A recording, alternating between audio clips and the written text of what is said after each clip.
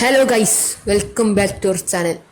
ഇന്ന് ഞാൻ ബിയർ റാങ്കിളിലെ ഒരു പ്ലാറ്റിനം മാച്ചാണ്. ഈ മാച്ചിൽ അധികം കില്ലൊന്നും എടുക്കുന്നില്ല, പക്ഷെ ഇതൊരു നല്ല മാച്ചായിരിക്കുന്നതാണ് എൻ്റെ ഒരു ഇത്. നമ്മൾ ഫസ്റ്റത്തെ സ്ഥലത്തോട്ട് തന്നെ ഇറങ്ങുകയാണ്, കാരണം ഇവിടെ ആണെങ്കിൽ കുറേ എനിമീസൊക്കെ ഉണ്ടാവും. അപ്പോൾ എല്ലാവരെയും അങ്ങ് അടിച്ചിടാൻ പറ്റും. അങ്ങനെ ഇറങ്ങുമ്പോൾ തന്നെ എൻ്റെ അടുത്തായിട്ട് 2 എനിമീസ് അങ്ങോട്ടും ഇങ്ങോട്ടും ഇങ്ങനെ ഇറങ്ങുന്നുണ്ട്, പരസ്പരം ഇറങ്ങുന്നത്. അപ്പോൾ ഞാൻ കുറച്ച് സൈഡിലോട്ട് മാറി ഇറങ്ങി. കാര്യം അതാകുമ്പോൾ നമ്മൾ ഗണ്ണെടുത്തതിന് ശേഷം അടിക്കുക. എനിക്ക് ഇറങ്ങിയ പാടെ ഗ്ലൈഡറൊക്കെ കിട്ടി. ഈ മാച്ചിലാണെങ്കിൽ നമ്മൾ 1-2 വട്ടം ചാവുന്നുണ്ട്, പക്ഷെ അത് സീനില്ല. നമുക്ക് മറ്റേ സാധനം ഉണ്ടല്ലോ, എക്സ്ട്രാ ലൈഫ് കിട്ടുമല്ലോ.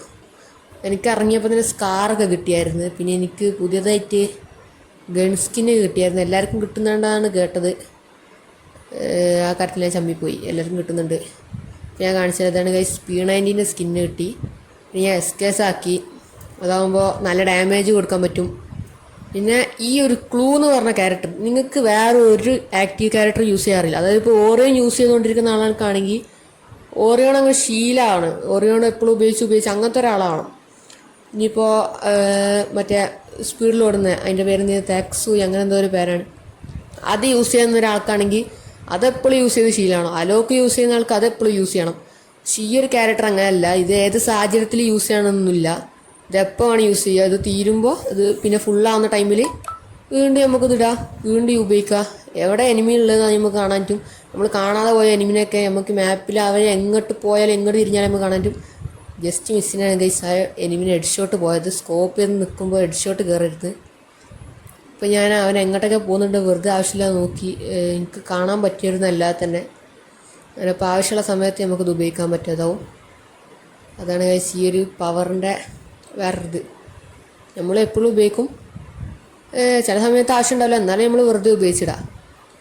കാര്യം അഥവാ എനിമി വേറെ എവിടെയെങ്കിലും ഉണ്ടെങ്കിലും നമുക്കത് കാണാൻ പറ്റും. ഞാൻ അവിടെ വന്ന് നോക്കുമ്പോൾ ഇവിടെ അവനെ കാണുന്നില്ല. നേരത്തെ ഇവിടെ ഇരുന്ന് കാണിച്ചിരുന്നത്. ഞാൻ പെട്ടെന്ന് ആമോയൊക്കെ എടുക്കുന്നുണ്ട്. അവൻ എന്തായാലും അവൻ്റെ സൈഡിലോട്ട് പോയിട്ടുണ്ടാവും.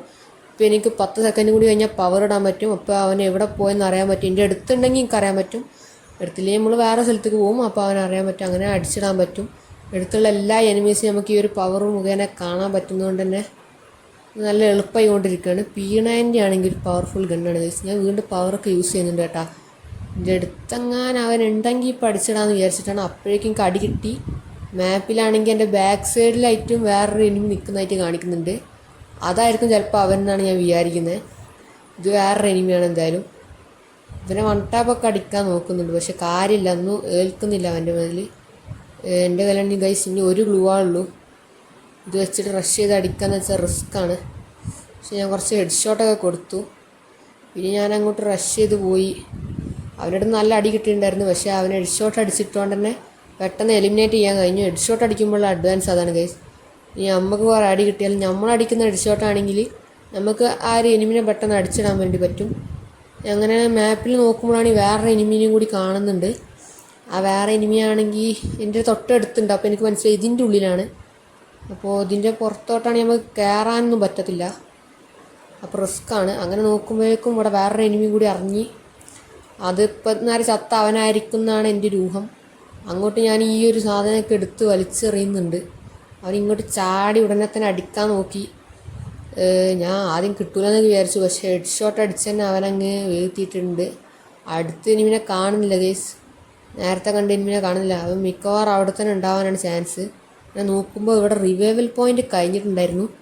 അതായത് റിവൈവൽ പോയിൻ്റ് ആരും യൂസ് ചെയ്തിട്ടുണ്ട്.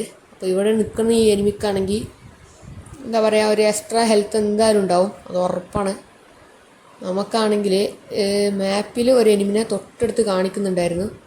അങ്ങനെ അങ്ങോട്ട് റഷ് ചെയ്യുന്ന ടൈമിലാണ് പെട്ടെന്ന് ആ എനിമി ചാടിക്കേറി വന്നു.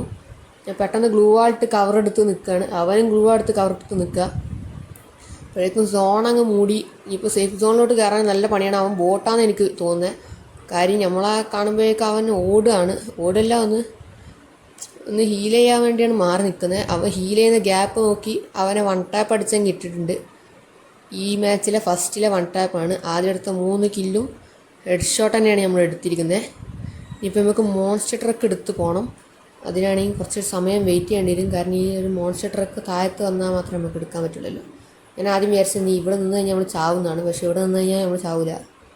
പിന്നെ എനിക്ക് വീണ്ടും ഒരു തെറ്റിദ്ധാരണ ഉണ്ടായി. ഈ ഒരു ജീപ്പ് അവിടെ നിൽക്കുന്നതുകൊണ്ട് അത് മാറ്റേണ്ടി വരുമെന്ന്. പക്ഷെ അത് മാറ്റേണ്ടി വന്നില്ല. ഈ ബൂസ്റ്റർ യൂസ് ചെയ്തിട്ടും പ്രത്യേകിച്ച് കാര്യമില്ല ഗൈസ്. മോൺസ്റ്റർ ട്രക്കിൻ്റെ കാര്യത്തിൽ പ്രത്യേകിച്ച് കാര്യമില്ല. ബൂസ്റ്ററിൽ വലിയ സ്പീഡൊന്നും ഈ മോൺസ്റ്റർ ട്രക്കിന് കിട്ടുന്നില്ല. പിന്നെ ബൂസ്റ്റർ കഴിഞ്ഞാൽ പിന്നെ പറ്റങ്ങ് സ്ലോ ആവും. അതൊക്കെയാണ് ഗൈസ് ഈ ഒരു മോൺസ്റ്റർ ട്രക്കിൻ്റെ ചെറിയ ഒരു വീക്ക്നെസ്. പക്ഷേ ഉള്ളിലേക്കേറ്റവും പവർ തന്നെയാണ്. ഞാൻ അവിടെ നിന്ന് എക്സ്ട്രാ ഹെൽത്ത് എടുക്കാൻ വേണ്ടിയാണ് ഗൈസ് ഇവിടെ വന്നിരിക്കുന്നത്. ഹെൽത്തല്ല, എക്സ്ട്രാ ലൈഫ്. അതിനിടയ്ക്ക് ഒരു എനിമി ഓടുന്നത് കണ്ടു. അവനങ്ങ് അടിച്ചിട്ട് മാപ്പിൽ അവിടെ മാർക്ക് ചെയ്ത് കാണിക്കുന്നതുകൊണ്ട് അവിടെ ഇവിടെ കുറച്ച് ഗ്ലൂ വാളും ഇട്ട് വെച്ച് ഞാൻ പെട്ടെന്ന് ഇരുന്നിരുന്ന് കാണിക്കുന്നുണ്ട്. കാര്യം ഇനി എന്താ പറയുക, പെട്ടെന്ന് തന്നെ ഇത് തീരാൻ വേണ്ടിയാണ്. മെഡിറ്റേറ്റ് അടിക്കുമ്പോഴാണെങ്കിലും നമ്മളിങ്ങനെ ഇരിക്കാറുണ്ട്. അപ്പോഴേക്കും വേറൊരു എനിമിനെ കണ്ട് ഈ ഒരു മാപ്പിൽ സ്പോട്ട് ചെയ്താണ് ഗൈസ് ആയ എനിമിനെ. ഈ ഒരു പവർ ഉണ്ടായതുകൊണ്ട് നമ്മൾ അതിൻ്റെ പവർ യൂസ് ചെയ്തിട്ടാണ് ഈ എനിമിനെ കണ്ടതും അവൻ അടിച്ചിട്ടും. ഞാൻ നിങ്ങൾക്ക് വേറെ ട്രിക്ക് പറഞ്ഞുതരാം. ഇങ്ങനെ എടുക്കുന്ന ടൈമിൽ ഇവിടെ മൈന് വെച്ച് പോവുക. ഇനിയിപ്പോൾ അത് ആരെങ്കിലും എടുത്ത് നമുക്ക് കുറച്ച് ഡാമേജെങ്കിലും കൊടുക്കാൻ കഴിയും. ഇങ്ങനെ കുറേ സ്ഥലത്ത് വെക്കുകയാണെങ്കിൽ എന്താ പറയുക, പ്രത്യേകിച്ച് സോൺ വരുന്ന സ്ഥലത്ത് നമ്മൾ വെക്കരുത്. സോൺ വരാത്ത സ്ഥലത്ത് വെക്കുകയാണെങ്കിൽ അടിച്ചിടാനായിട്ട് പറ്റും. കുറേ എനിമീസിനെ എലിമിനേറ്റ് ചെയ്യാൻ പറ്റും. ഇവിടെ ഞാൻ ബൂസ്റ്ററൊക്കെ യൂസ് ചെയ്യുന്നുണ്ട്. പക്ഷേ ആ എനിമി ജസ്റ്റ് മിസ്സിലങ്ങ് പോയി. അവിടെ ഗ്ലൂ വാളൊക്കെ ഇട്ട് അടിക്കാൻ നോക്കി.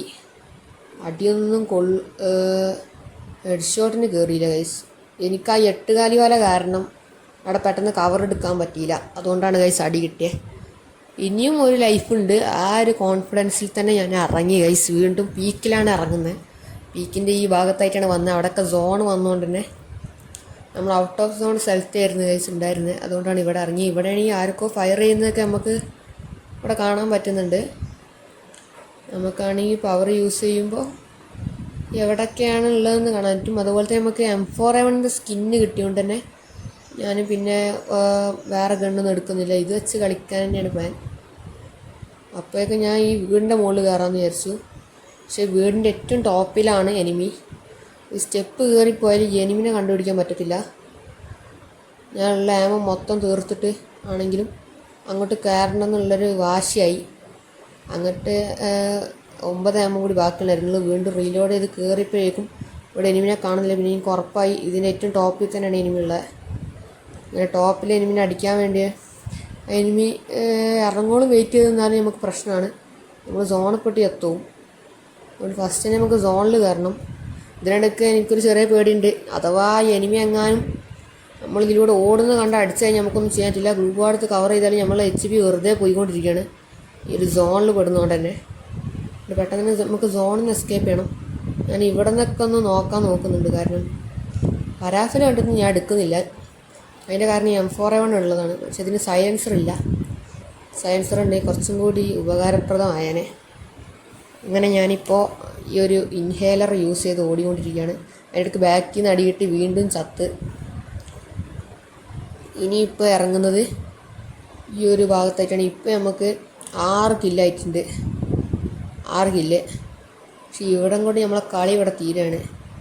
അതായത് അപ്പോൾ നമ്മളെ അടുപ്പിച്ച് വീണ്ടും ഇങ്ങനെ ചത്തുകൊണ്ടിരിക്കുക. നമുക്കാണെങ്കിൽ കില്ലും കാര്യങ്ങളും എടുക്കാനും പറ്റുന്നില്ല.